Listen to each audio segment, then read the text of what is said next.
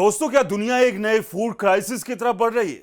सवाल तो यह भी है कि क्या इस खरीफ सीजन में किसानों को खाद की भारी किल्लत झेलनी पड़ेगी, और अगर झेलनी पड़ेगी तो भारत जैसे देश के किसानों का क्या होगा?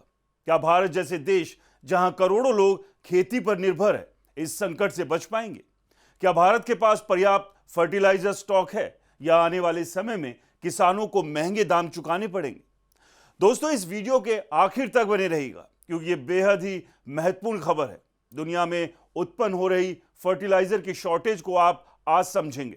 दोस्तों, रूस ने इस समय पर 1 महीने के लिए अपने यहां से नाइट्रोजन फर्टिलाइजर के एक्सपोर्ट पर बैन लगा दिया है। सामने खड़ा है खरीफ का मौसम। खरीफ की बुनाई पूरे नॉर्दर्न हेमिस्फेयर में लगभग इसी समय पर होती है। इंडिया के साथ साथ जो देश समान लैटिट्यूड पर पड़ते हैं, उन सबके हालात लगभग एक जैसे रहने वाले हैं। तो ऐसे में फसलों की बुआई के समय नाइट्रोजन फर्टिलाइजर की सबसे ज्यादा जरूरत होती है, और उसी समय उस पर रूस का बैन लग जाना स्थिति को गंभीर बना देता है। स्ट्रेट ऑफ हॉर्मुज पहले से ही बाधित है, और ऊपर से रशियन बैन, तो आप समझकर देखिए, जो 300 रुपए की यूरिया की बोरी है, अगर सरकार सब्सिडी ना दे तो वही बोरी सीधे 3000 तक पहुंच सकती है।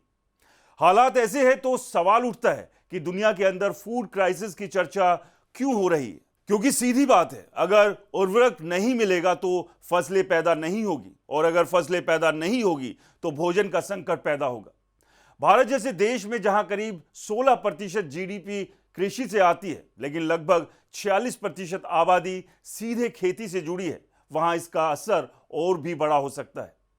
अब स्ट्रेट ऑफ हॉर्मुज के बाधित होने के करीब 33% फर्टिलाइजर सप्लाई ग्लोबल स्तर पर प्रभावित हो गई है। यही वो रूट है जहां से दुनिया का बड़ा हिस्सा फर्टिलाइजर का आता था, और अब वही बाधित हो चुका है। एक शिपिंग कंपनी है सिग्रे ग्रुप, उसका कहना है कि दुनिया का लगभग 20% फर्टिलाइजर इसी क्षेत्र से आता है, और दुनिया का करीब 46% यूरिया इसी बेल्ट से निकलकर आता है। कतर की एक कंपनी अकेले दुनिया की करीब 14% यूरिया सप्लाई करती है। अब आप अंदाजा लगा सकते हैं कि संकट कितना बड़ा है। अब तक हम तेल और एलपीजी की बात कर रहे थे, लेकिन अब खेतों में डाले जाने वाले फर्टिलाइजर की सप्लाई भी खतरे में। भारत पहले से ही फर्टिलाइजर के लिए इंपोर्ट पर निर्भर है। अब सवाल यह है कि दुनिया की स्थिति क्या है। तो आइए एक महत्वपूर्ण फैक्ट समझते हैं। 19 मार्च को चीन ने अपने फर्टिलाइजर एक्सपोर्ट को रोक दिया, और 24 मार्च को रूस ने भी एक्सपोर्ट पर रोक लगा दी। उससे पहले 3 हफ्तों से स्ट्रेट ऑफ हॉर्मुज बाधित है, यानी दुनिया के बड़े सप्लाई चेन एक साथ प्रभावित हो चुके हैं। अब समझते हैं कि दुनिया में यूरिया का उत्पादन कौन करता है। चीन सबसे ज्यादा उत्पादन करता है, और दूसरे नंबर पर आता है भारत।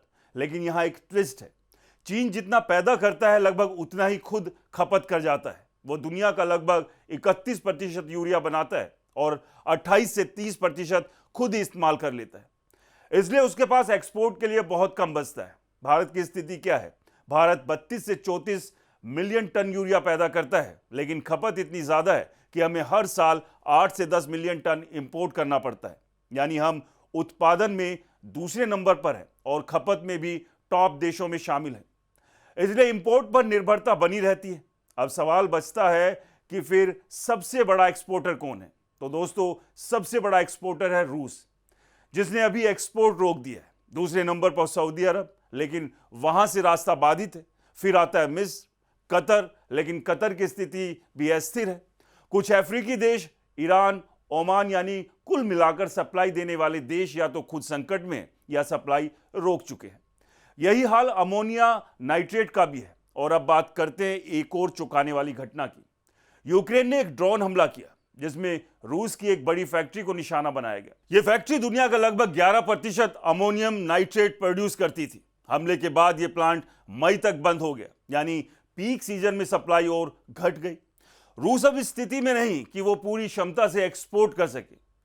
फास्फोरस की बात करें तो वहां भी लगभग यही कहानी है। डीएपी यानी डाई अमोनियम फास्फेट, इससे भी अमोनिया और नेचुरल गैस की निर्भरता जुड़ी हुई है। भारत फास्फोरस का दूसरा सबसे बड़ा उपभोक्ता और तीसरा सबसे बड़ा उत्पादक है, लेकिन फिर भी हम आत्मनिर्भर नहीं हैं। अब सवाल क्या, भारत सरकार ने कोई प्रयास नहीं किया? बिल्कुल किया। 2023-2024 में भारत का कुल फर्टिलाइजर उत्पादन 503 लाख मेट्रिक टन रहा, लेकिन खपत 655 लाख मेट्रिक टन तक पहुंच गई। यानी अंतर को पूरा करने के लिए इंपोर्ट जरूरी हो गया।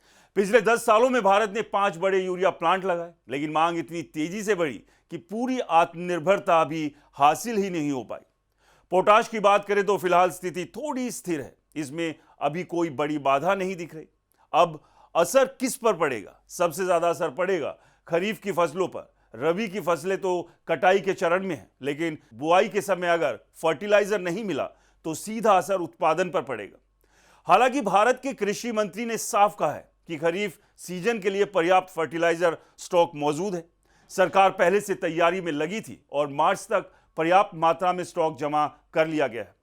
Department of fertilizer global traders के जरिए लगातार सप्लाई सुनिश्चित कर रहा है। विदेश मंत्रालय ने भी भरोसा दिलाया है कि फिलहाल घबराने की जरूरत नहीं है, लेकिन अगर आने वाले समय में सप्लाई चेन नहीं सुधरी तो आगे चलकर चुनौतियां बढ़ सकती है। इसलिए जानकारी किसी डर या भ्रम को फैलाने के लिए नहीं, बल्कि जागरूकता के लिए है। विश्वास बनाए रखें और देश के साथ मिलकर आगे बढ़ें। जानकारी को अपने साथियों के साथ जरूर साझा करें और अपनी राय कमेंट बॉक्स में जरूर बताएं। नमस्कार, मैं हूं राज के वर्मा और आप देख रहे थे राष्ट्र टीवी।